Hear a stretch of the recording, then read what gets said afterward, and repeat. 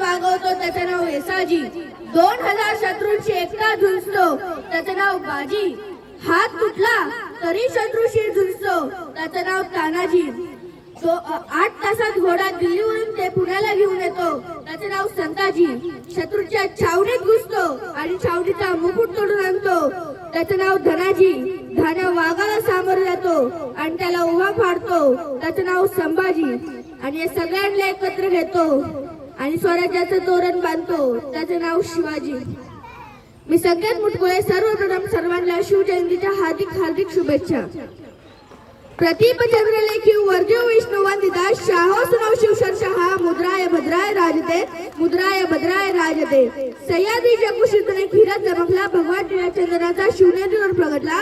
हातात घेऊन तलवार शत्रूवर गरजला. महाराष्ट्रात असा एक राजा होऊन गेला. महाराष्ट्रात असा एक राजा होऊन गेला.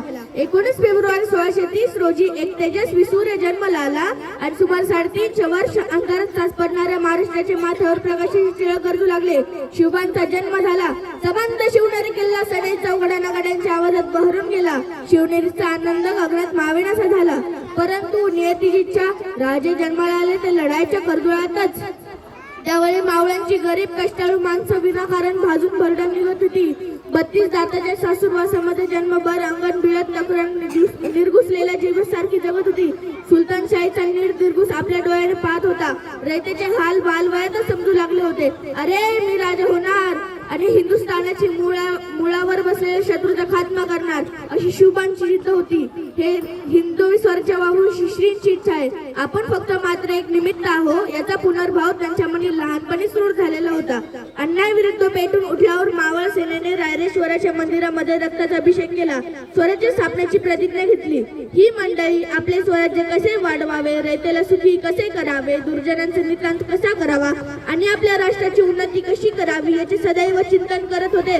पण इकडे आपला महाराष्ट्र पडला होता निश्चित निराश ग्लानी आल्यासारखा. नव्हता शिवधर्माचा अभिमान की नव्हता स्वराज्याचा स्वाभिमान. कलगी लावण्याच्या पुढे मराठा दिल व्याकुळलेला होता. इतक्यात घुमला एक विजदार लोळ सह्याद्रीच्या दऱ्याखोऱ्यात. जे झोपले होते ते धडकन जागे झाले. जे जागे होते ते उभे झाले. जे उभे होते चालते झाले. चालणाऱ्यांच्या खांद्यावर स्वराज्याचे निशाण आले. हे हिंदवी स्वराज्य व्हावं अशी श्रींची इच्छा दौडू लागली. आणि सुमारे 750 वर्षांनंतर या तमाम मराठ्यांचं माणूसपण एकवटलं जाऊन तळ हातावर गर्दन पेलून ठामपणे उभं राहिलं. आणि रायगडावर 32 मनाचं सोनेरी सिंहासन साकार झालं. लोक कल्याणकारी रयतेचं राज्य स्थापन करून शिवबा शिवछत्रपती झाले. आणि छत्रपती शिवाजी महाराज किल्कारी रायगडाच्या कणाकणाला मराठ्यांच्या मनाला काळाच्या क्षणाला भेटून गेली. आणि अशा प्रकारे रयतेचं राज्य उभं राहिलं. कष्टकऱ्यांचं कामकऱ्यांचं शेतकऱ्यांचं राज्य या मातीमध्ये उभं राहिलं.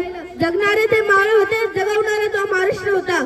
जगणारे ते मावळे होते, जगवणारा तो महाराष्ट्र होता. स्वतःच्या कुटुंबाला विसरून रयतेची मायेने काळजी घेणारे फक्त माझा शिवबा होता आणि फक्त माझा शिवबा होता.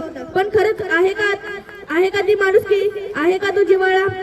अरे या झोपड्यात आली वाहून गटारे, चिखलात हुंदक्याच्या माणूस शोधतो मी, गर्दीत माणसाच्या माणूस शोधतो मी, गर्दीत माणसाच्या माणूस शोधतो मी. म्हणून वाटतं राज जन्म घ्यावा तुम्ही पुन्हा एकदा. म्हणून वाटतं राज जन्म घ्यावा तुम्ही पुन्हा एकदा. बाजी पुलाजी यसाची असे संख्य मावळे दिसावे पुन्हा एकदा. म्हणून वाटतं राज जन्म घ्यावा तुम्ही पुन्हा एकदा. म्हणून वाटतं राज जन्म घ्यावा तुम्ही पुन्हा एकदा. हवा वेगाने नव्हती, हवेपेक्षाही वेग जास्त होता. थँक्यू.